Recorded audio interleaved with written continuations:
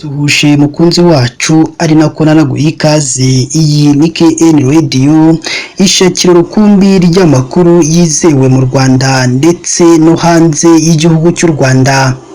Impanuka mbi cyane, impanuka iteye ubwoba yongeye kumvikana mu karere ka Nyamasheke, aho abanyeshuri bamwe yaje kubahitana abandi irabakomeretsa. Ni nyuma y'uko impanuka mbi cyane yumvikanye muri kano karere ka Nyamasheke.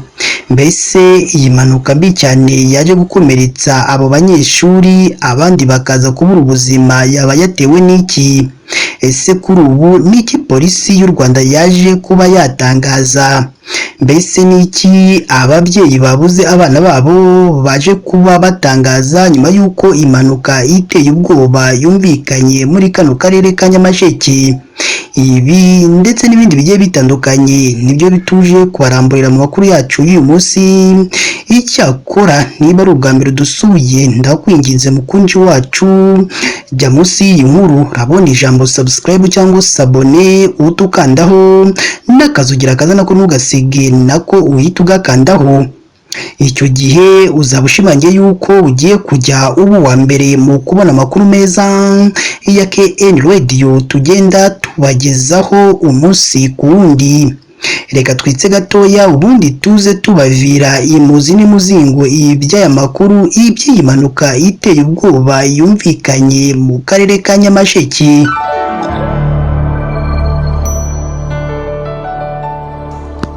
Reka nongere mbaye ikaze bakunzi ba KN Radio, ishakiro rukumbi ry'amakuru yizewe mu Rwanda ndetse no hanze y'igihugu cy'u Rwanda. Impanuka iteye ubwoba, impanuka yongeye guhahamura abagiye batandukanye, yongeye kumvikana mu karere ka Nyamasheke ahagana ku gicamunsi cyo kuri uyu wa kane tariki ya 19 Nzeri 2024, aho habereye impanuka y'imodoka yongeye guhahamura abagiye batandukanye. Iyi mpanuka iteye ubwoba kandi yabereye mu murenge wa Ruharambuga wo mu karere ka Nyamasheke, ubwo imodoka itwara abanyeshuri yari ivanye abanyeshuri ku ishuri ribanza rya Saint Matthew ibacyuye, ubundi hita ikora impanuka, abana b'abanyeshuri babiri bahita babura ubuzima, abandi nabo barakomereka ku buryo bukomeye cyane. Ababonye iyo mpanuka iba bavuze ko umunyonzi yamanutse ari imbere y'imodoka yari itwaye abo banyeshuri. Umunyonzi ari mu nzira y'imodoka, wari utwaye imodoka ngo yashatse guca ku ruhande ngo anyure kuri uwo wari utwaye igare, ariko utwaye iyi modoka ahita agonga igare inyuma, ubundi inkuru y'incamugongo ihita isakara uko muri ako karere ka Nyamasheke. Ngo iyi modoka yayisigwa hepfo mu mugezi witwa Cyongoroka uri hafi n'agasatire ka Kamabuye. Abana babiri bahita bitaba Imana, abandi barakomereka cyane bajyanwa ku bitaro bya Bushenge no ku kigo nderabuzima cya Kamonyi, aho muri ako karere uwari utwaye igare ndetse n'uwari utwaye imodoka hamwe n'abana bari bari mu modoka bajyanwe kwa muganga.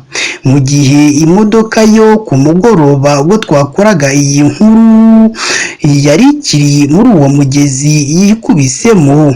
Ikigo cy'igihugu gishinzwe itangazamakuru mu Rwanda RBA yatangaje ko hari umwarimu wavuze ko iyo modoka yari itwaye abana 31. Iyi modoka ikaba yari imaze akanya gato ihagurutse ku ishuri Ikigenge, ahari urugendo rw'iminota nk'icumi kuva ku ishuri kugera ahabereye iyo mpanuka ikomeje gutera ubwoba abagiye batandukanye.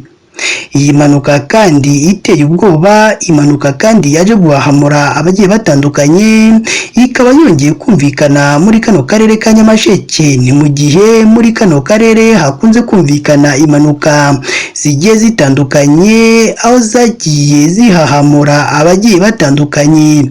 Ni mu gihe kandi impanuka hirya no hino zikomeje kugenda zihitana bamwe ndetse abandi zikabasigira ubumuga bukomeye cyane. Ibi kandi bikaba atari ubwa mbere byumvikanye muri kano karere ka Nyamasheke, gusa si muri kano karere gusa kuko ahagiye hatandukanye hakunze kumvikana impanuka zihitana abantu bagiye batandukanye.